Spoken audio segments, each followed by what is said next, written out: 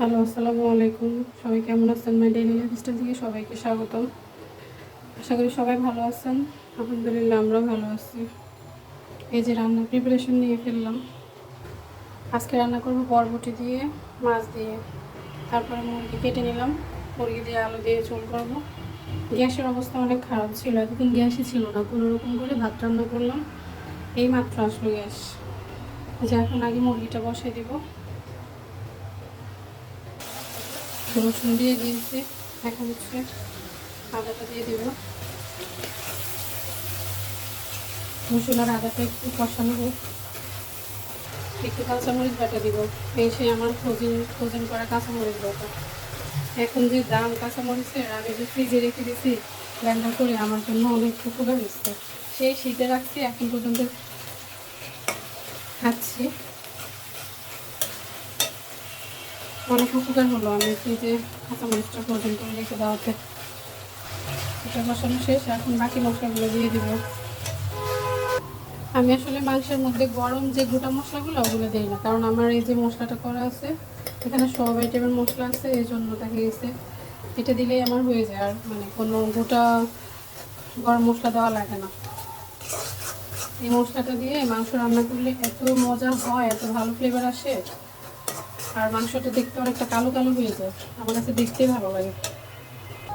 এই যে ঈদের আগে এটা পুরো একটা বয়ন করছি, এখন এতটুকু বাকি আছে। হালকা কয়েকটুকু টমেটো দিয়ে দিলাম। আর বাজারে কোনো কিছুই ধরা যায় না, এত দাম। টমেটোর কেজি হচ্ছে 200 টাকা, 200 টাকা 250 টাকা নিচে কোনো জিনিসই পাওয়া যায় না আসলে এখন বর্তমানে। কী করবো, তারপরেও তো খেতে হবে, মানুষ তো বাঁচতে হবে নাকি। হালকা একটু ঝোল দিয়ে দিচ্ছি, এগুলো একটু ঝোলটা মশলার মধ্যে কষানো হয়ে গেলে তেলটা উঠে আসলে তারপর মুরগিটা দিয়ে দেবো। এই তো তেলটা উঠে আসছে, এখন মুরগিটা দিয়ে দেবো।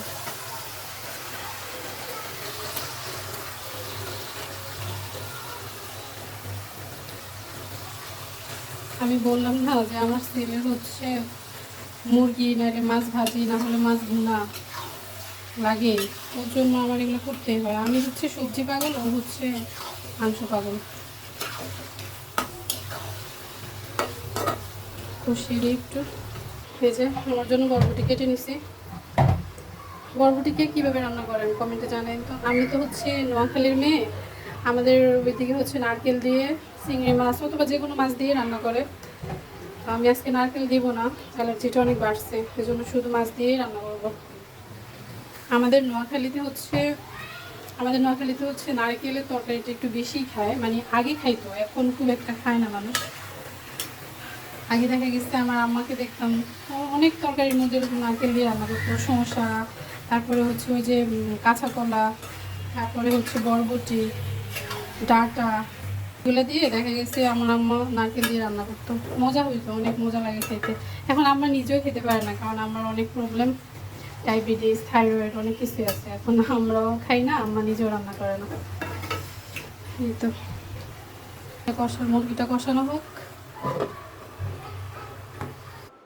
আজকে গ্যাস ছিল না তো, এই জন্য আমি তরকারিটা কেটে তারপরে হচ্ছে ঘরটর সব গোছগাছ করে একদম হচ্ছে ঝাড়ু টাড়ু দিয়ে পরিষ্কার করে ফেলছি।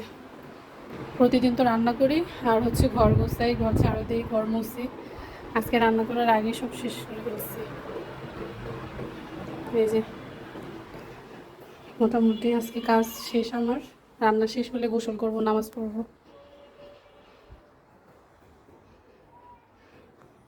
বারান্দার দিকে তো আসাই যায় না, কি রোদ। আমার এখানে হচ্ছে বাতাসও থাকে, বাতাসও আছে, আবার রোদও। বারান্দায় প্রচুর রোদ ঢুকে, প্রচুর। ফিল্টারে হচ্ছে পানি নেই, পানিটা দিয়ে দিই। মুরগিটা কষানো হয়ে গেছে, এখন হচ্ছে আলুটা দিয়ে দিব। আলু না দিলে তো আমার ছেলের হাত ডাক শুরু হয়ে যাবে। ও হচ্ছে আলু অনেক পছন্দ করে, বিশেষ করে মাংসের মধ্যে যে আলুগুলো দেওয়া হয় ওগুলো অনেক পছন্দ করে। আলুটা দিয়ে দিয়েছি, এখন একটু হালকা কষানো হোক। হালকা কষানো হলে একসাথে জলটা দিয়ে দিব। এই যে কালারটা অনেক সুন্দর এসছে না। মুরগিটা হয়ে গেছে। এখন হচ্ছে বরবটিটা রান্না করতেছি। যেখানে মাছ দিয়ে দিলাম, মশলাপাতি যা দেওয়ার সবগুলো দিয়ে দিছি, একটু কষানো হোক, তারপরে হচ্ছে বরবটিটা দিব। আজকে দেখি নারকেল ছাড়া বরবটি কেমন হয়। আমি কখনো খাই নাই নারকেল ছাড়া বরবটি তরকারি, দেখি আজকে কেমন হয়। মাঝখানে গ্যাসটা না থাকার কারণে হচ্ছে আজকে দেরি হয়ে গেছে। ছেলেটা গেছে নামাজ পড়তে, আসলে হচ্ছে খাবার দিয়ে দিব। গ্যাসটা সকালে ছিল, মাঝখান দিয়ে হঠাৎ করে একদম উধাও, একদম নাই হয়ে গেছে। মানে বাংলাদেশে হচ্ছে থাকাটাই কষ্ট হয়ে যাচ্ছে। গ্যাস থাকে না, পানি থাকে না, কারেন্ট থাকে না। আর গ্রামে চলে যেতে হবে গ্যাসের জ্বালায়, না হলে বিদেশ যেতে হবে, বিদেশ যেয়ে সেটেল হতে হবে।